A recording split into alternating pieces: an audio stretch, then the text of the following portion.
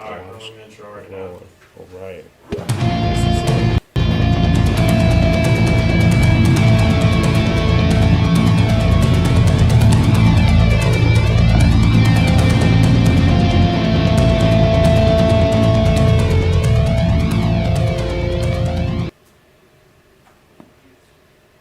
Welcome to the Creative Cauldron. Our show mixes together media arts professionals, instructors, and students at Schoolcraft College to inspire you to take your work to the next level. I'm Jeremy Sevo, faculty here at Schoolcraft College, and today we have with us a very important guest. This is Shane Sevo from Symmetry Marketing Group. He was formerly trained as a mechanical engineer.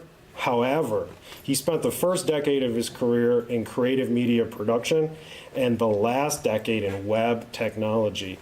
Too true.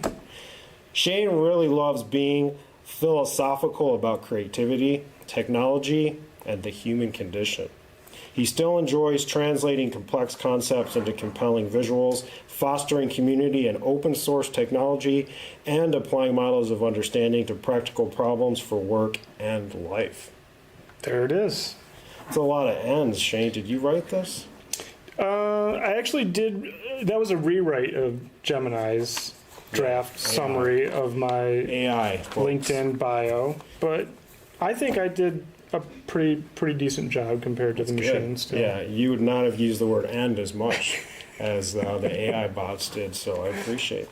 But definitely glad to have you here, Shane. Thanks for joining. Yeah, thanks for the opportunity to hang out between two cauldrons. This is your interview show. Yeah.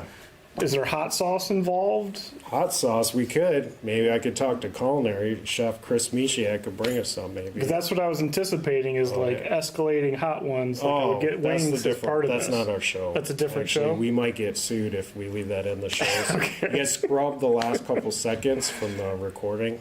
Right. I think that's trademark now. Yeah, okay. You don't go by Jeremy Rogan on this show? No, Okay. I don't go by that either. All right. So Shane, your job, and we've heard you had quite a few of them, but Yeah. they all revolve around these digital worlds. You know, not that you're necessarily wearing the 3D VR glasses and playing games. I wish you probably do that From too. time to sometimes. time, yeah. But you're sitting at your desk and you're thinking about all these technical things, digital things. You're immersed in these digital worlds. But outside of work, you get involved with many tangible things like backpacking, cycling, other athletic activities. Can you explain how you view the importance of doing physical activities? No, that's a interesting question. I didn't think you were going to take it that direction at the outset, but I'm actually clothed in my We appreciate that you're close. ceremonial yoga outfit, also known as Lulu gear, because you want to look legit if you're going to show up. Yeah. And so, yeah, I would say that as the older I've gotten, my habits for a sane life, physical activity has become really important. I think if I rewrote that bio more honestly, it would say Shane plays pickleball and then occasionally works. And so, the habits that are kind of part of my bodily life are becoming a lot more important. I would say, flexibility in my yoga practice. I try to go at least a couple times a week, and there's a lot of metaphors between the work life and kind of some of these embodied practices that do help you to connect to digital problems that are kind of ephemeral. Like oftentimes there's relationships that you can draw back to in the real world. Like people are always trying to use sports metaphors to explain something. Yeah. And I think it's easy to forget that you have a body and you exist in the real world, and whenever you can relate it to physical activities, I think it actually helps people to understand concepts. For sure. I think you just knocked it out of the park with that answer. That was a real home run. You just made it. Is that the end? Strike. Is that the end of the That was a full podcast? strike right there. Too true. Enough puns. I get it. So, as an example, and again, this is somewhere that you didn't think we were going to go today. Mm-hmm. You got a chance to backpack Europe. I did. Yep. And so tell us about that experience a little bit. Yeah. Okay, so I'll set the stage. I mean, I'd been working for 7 years behind a desk, at a desk, and that was, the rise of social media was just nascent. It wasn't quite here yet. Smartphones were just coming online, but we did have the internet. You could see the world, and all of the destinations and delights that were out there. I actually started watching a few documentaries at that time, like 2007. In that era, there was one like the Motorcycle Diaries or something like that, and seeing everything that was out there as adventures to be had, definitely made me stop and think a little bit after sitting behind a desk for 7 years. What are you doing with your life? You haven't seen anything but this screen, and so it took a whole year to plan. Once I decided that some sort of trip was in order. I wasn't sure what it was going to be. Originally, the original plan was to circumnavigate the globe, and it would have multiple travel mode components to it, and last about 6 months. Then budget constraints started to bring it down a little bit, and I also wanted to travel with some friends. And carrying conversations with people over time has been pretty important to my friendships. We've been friends for a long time, and it's always fun to come back and have those stories to share. So I recruited a few good friends. We had a foursome, and trying to find what kind of trip would actually work for us. It took 6 months of meetings and negotiations and pizza parties, and finally we arrived at what was something other people had described to me, actually a fairly traditional European backpacking trip. They're you show up, it's tried and true, you get your Eurail pass, you live out of your backpack, and you could do 1 month or you could do 9 months, but you can see as much of Europe as you want in a very whimsical way. You don't have to have a big plan, and I'm not a real planner. I'm more of a preparer. I like to have all the right equipment and then throw myself into an adventure. And so once me and my buddies kind of arrived at that as the thing to do, bought our plane tickets, train passes, and it quit my job with the hope that they would let me work again when I came back. But it was probably the first big risk I took in my career, which was going pretty good. To take 3 months off from an employer and be I want to do this kind of gallivanting trip. And I'm really glad that I did, because a few months after I got back, it was the '08 crash. And lost my job anyway, and so it was a good thing that I did it when I could, because financially it would have been really hard to do in the middle of the '08 economic downturn. Gotcha. So you brought a video camera with you to document. I did. Your tales here. Now, did you learn anything about documentary filmmaking throughout this experience that you'd like to share? Yeah, so on the way in, I did actually, I had helped produce a few indie documentary projects, and I actually took a class. I think it's defunct now, but back in the day, before we had this wonderful facility and these amazing instructors, I had to just kind of grunge it out in Detroit, and there was this place called the Detroit Film Center. Yeah, And I live there too. Okay, and they did, short semester documentary film classes, and and you got to kind of see how, the different techniques of how they're made, and then you made a couple yourself. So, I had that kind of coming in, and had done a lot of interviewing for work, and kind of knew, how to conduct an interview, but I'd never done like a travel doc, to pack up the gear in such a way that you could live with it for 3 months. So I bought the smallest Sony HDV cam that was out at the time. I think that was the A1U. It was still professional grade, 2 XLR inputs. Right. Okay. And that was with tapes. It was tapes, yeah. And do you want to explain to our younger viewers what a tape is?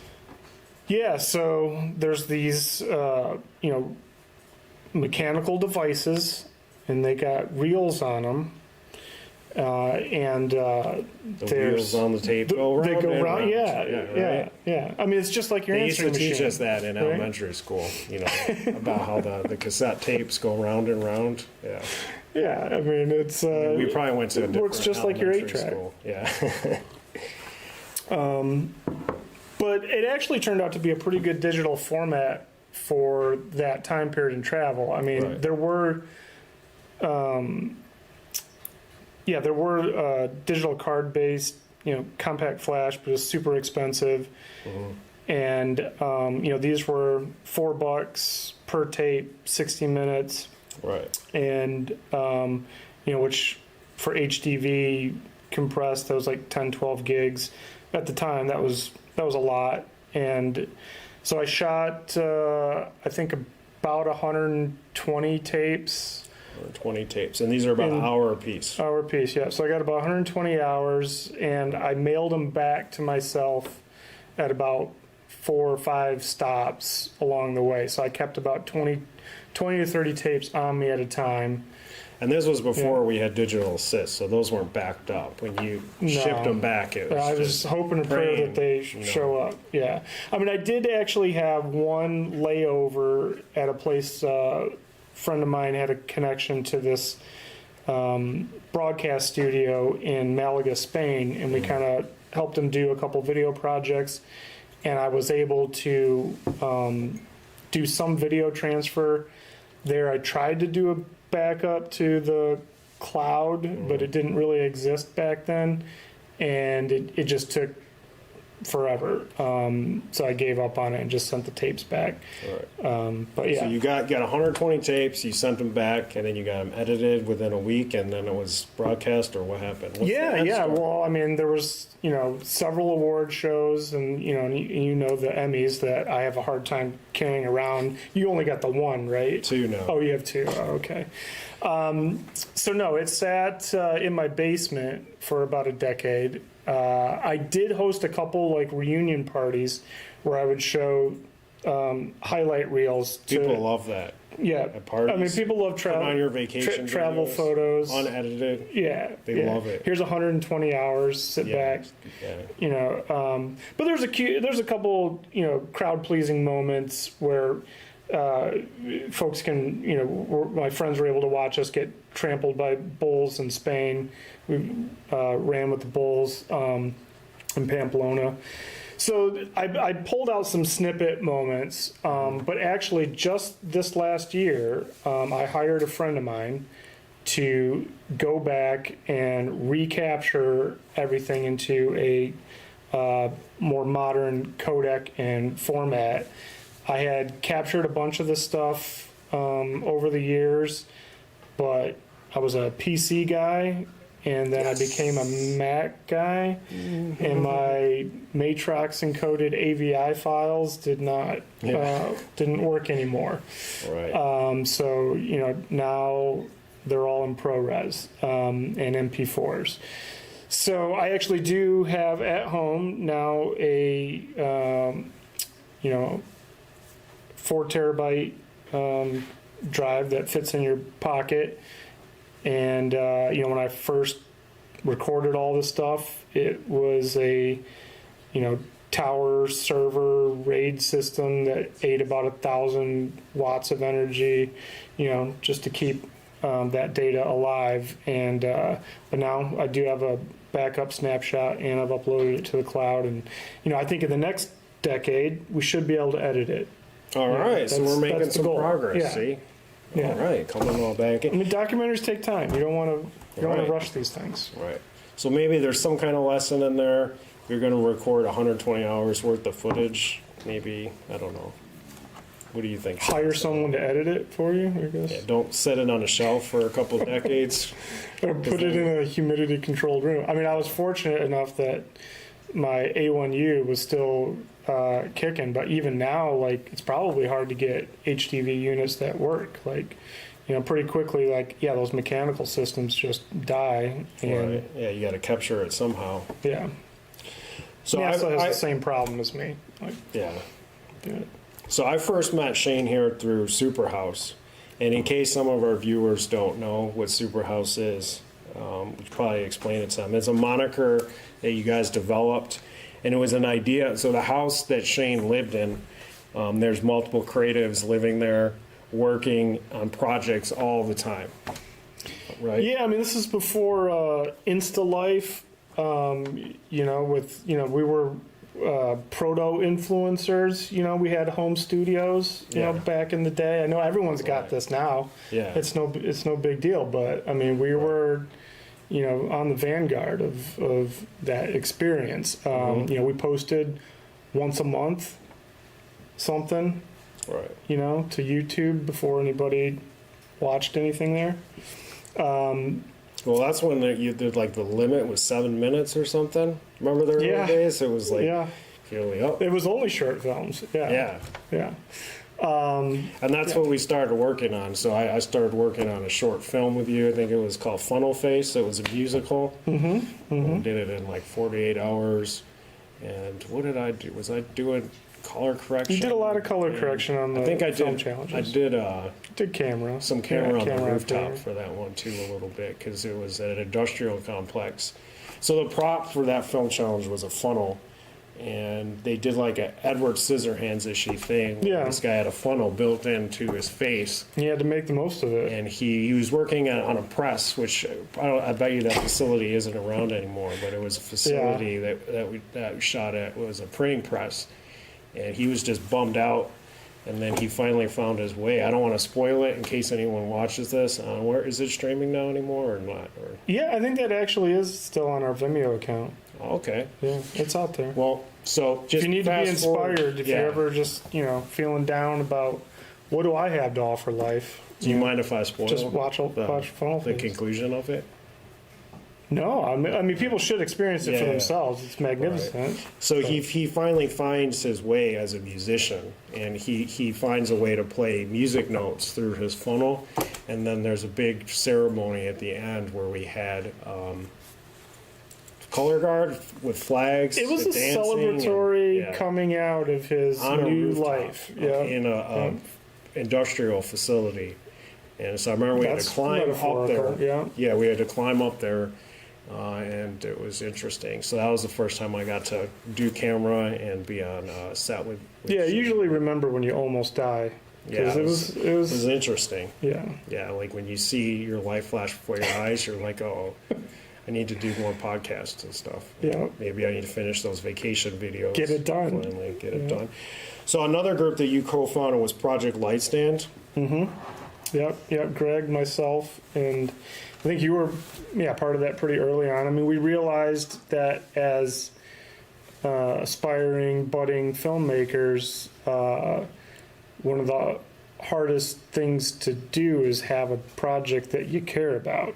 Like, so the writing process became something that we really wanted to focus on to help people mature their own kind of visions, personal stories, own their own content, and be the authors of the screenplay, and also kind of intermix different worlds. Writing was a place that anybody could show up to and participate in, so it was a great networking experience. But a lot of our community projects were born out of that, and I think we did that for about 3 or 4 years as kind of like a intentional challenge to force each other to write a short screenplay. Scripts and so on. Yeah. How important do you think it was to have other people review your scripts? Crucial. I mean, the whole community aspect of it, I think, it can't be overstated how much more enjoyable it is to do this kind of work alongside other people, and how much you need them for the encouragement, the feedback, the criticism, and all of it plays a part into creating something better than you knew how to imagine yourself. That said, I still think there is a lot of solitary commitment to like get it out, but having people that are waiting to hear what you have to say next, that invite you to the podcast and make you talk, I mean, Yeah. That's priceless. So do you think it's important to work on creative projects outside of your paid gigs? Because you've been in the industry doing different media for 2 decades or so. So talk a little bit about working on these external projects where you're not necessarily getting paid, or you're putting up money, in some cases lots of money, to make these passion projects. Is it important to have passion projects? I think so. And I mean, I guess, the temperament of each artist is a little bit different. And I think I lean more towards have a boring day job that reserves creative energy for the rest of your life. And so that you're not scrambling to pay the bills with your creativity, but you have some mental bandwidth to do your own personal projects. And that's just kind of my personal temperament of interpreting the artist's way. That said, I really enjoyed the first decade of my career.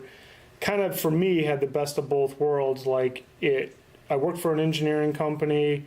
A lot of the animations that I did were of sewer systems. It wasn't the most inspiring content, but they were bringing these very practical challenges to me every week. Can you describe this visually? Can you show this process visually? Can you make a story out of this? Can you interview these people and make it interesting and compelling? And those challenges were really important to force me to figure out the craft and the mechanics of the craft. That said, at the same time, we had kind of our own sidebar community. Like when we were logging off at 5 o'clock, a lot of times we had that energy for the second shift of working till 2 a.m. on our own projects. Mm-hmm. And definitely in my 20s, I'm glad that I had that balance. It's harder to find that energy, now. I'll admit, I have to pick my projects more carefully to really care about them. But back then, just say yes to all your friends and do whatever crazy project they throw at you. Sure. So a lot of our viewers might be thinking about getting into media, or they're in a certain job and things are changing for them or so on. So explain to us how computer graphics and media art skills might have helped you get different jobs over the years. Because you started as an engineer. Yeah, I mean, I think that story, and actually one of the, I guess a slightly humorous anecdote was I was in an engineering program, a mechanical engineering program. And engineers can be, a little stuffy, analytical, show me a spreadsheet, some data, maybe a graph, but let's not get too crazy. And so we had these senior seminar projects where we had to, kind of demonstrate our engineering project in order to graduate. And, you give a presentation. And so at that time, I was really getting bored with engineering, and I was spending all of my free time trying to figure out how to use 3D Studio and some of these other, digital video tools. And so I took that on as a project to all right, I'm going to blow this out of the park and throw as much animation panache as I can on this. And in the middle of my presentation, the professor was like, all right, I'm done. If I hear any more sound effects come out of that computer, you are not graduating this program. So I'm like, okay, all right, we'll tone it down a little bit. But, we still finished, and they got like this animation of a wind tunnel, and like you got to go in and see how the particles move around and how fluid flow works. And then later on that year, the college had someone that wanted to come in and invest in the engineering program. And they were like, we want to give you a couple $1 million. Can you show us, what do you guys do here with the kids? And so then they called me, and they're like, Shane, remember that stupid animation that we told you to shut down? We want to show it to these guys, so to help them explain like how cool engineering is. And, so I did that, I gave the dog and pony show, and these guys, oh, amazing. Oh, well, how wonderful. And I had to turn the music down, but they got to see. And the sound effects. And the sound effects, but they got to see the animation, and it was impressive. And so it made engineering concepts relatable. And so, I think I've been kind of skirting the edge of that, my whole career, like play with the fun stuff that you really enjoy and don't apologize for it, and figure out a way to bake it into your work even when it's not asked for, and it will reward you even though you get punished along the way. And so other roles that I've been in, kind of bringing that creative edge to something, storytelling. I've landed jobs because I put together interview demos that were different and had a story narrative to them. So I think it served me in various ways, kind of as a creative passion to like figure out how to do the things that I want to do creatively and visually, and just bake it into your work along the way. Right. Yeah, especially with AI supposedly taking over everything now. That's just rehashing what's been done. But we need creatives like yourself to take your skill set and to shine light on a different interpretation of the complex problems, whether it's engineering, beautiful sewers, or other avenues that you've gone into, right? So do you think those skills that you learned translated from jobs to jobs, or if you learned like, hey, I'm going to learn how to do lighting for a set production or photography, did that translate into other jobs, or did you never have to think about lighting again, as an example? Yeah.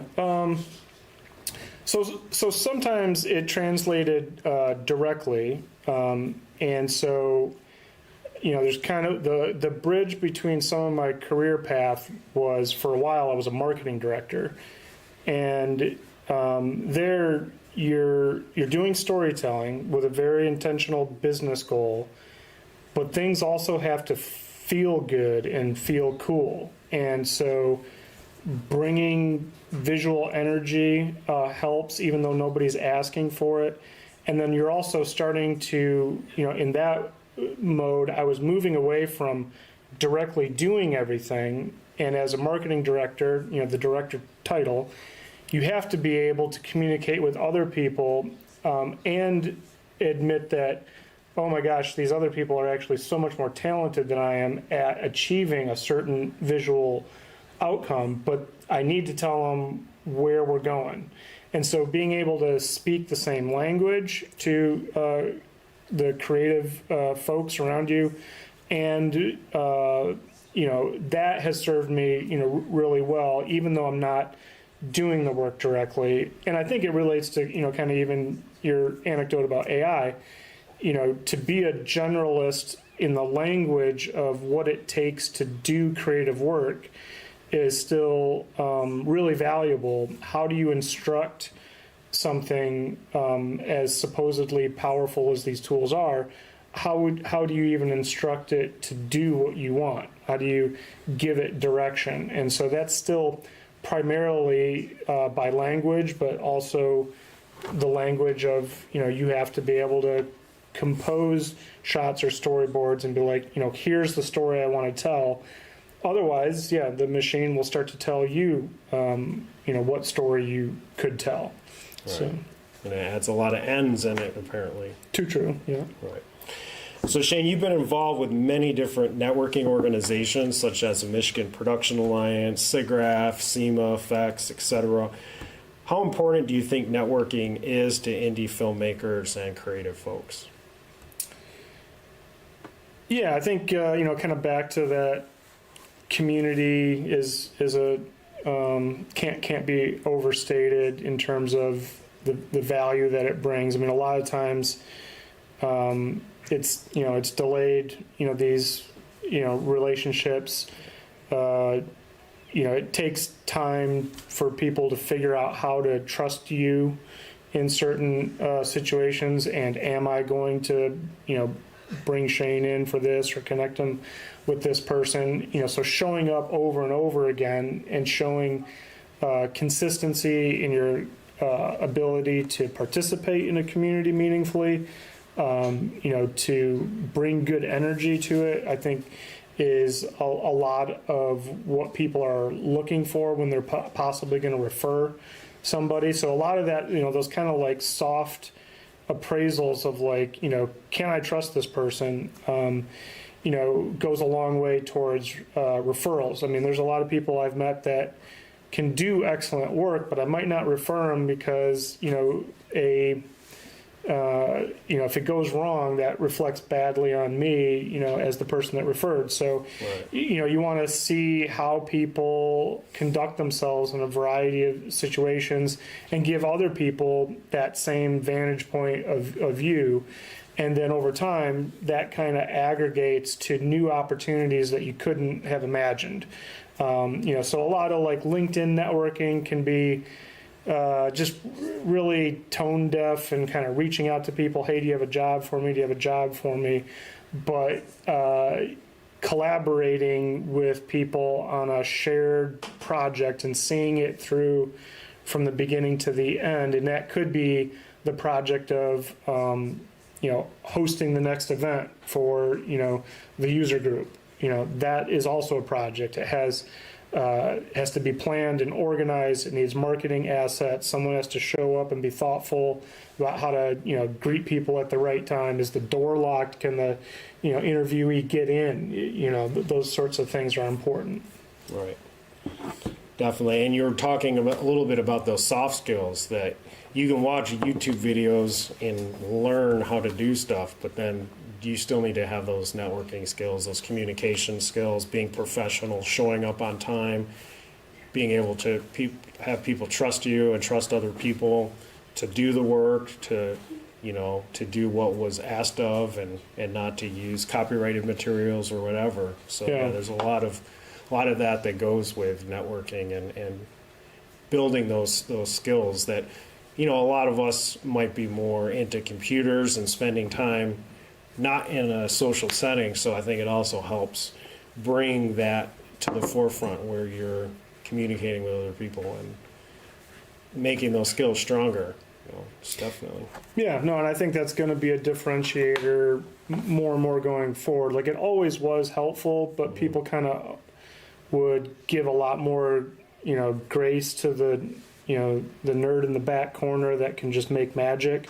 I think that's still going to happen. But, as technology starts to be able to, outpace a lot of those capabilities, Right. being a good collaborator with other humans, understanding what their perspective is, what we're really trying to accomplish together, and keeping all the technology focused towards that, I think is a big challenge, and everyone's going to have to play a part in doing it. You're going to want really healthy collaboration with technology that's more powerful.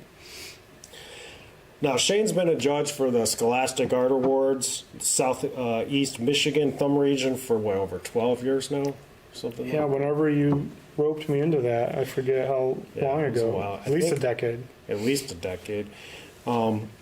And so I was wondering, we've seen hundreds and hundreds of the top high school pieces. I'm also a judge for the awards here, and it's very inspiring to see what a lot of these high schoolers are doing coming up Yeah. in their work and stuff. But I was wondering, since we have this opportunity, do you have any tips for young filmmakers that you'd like to share?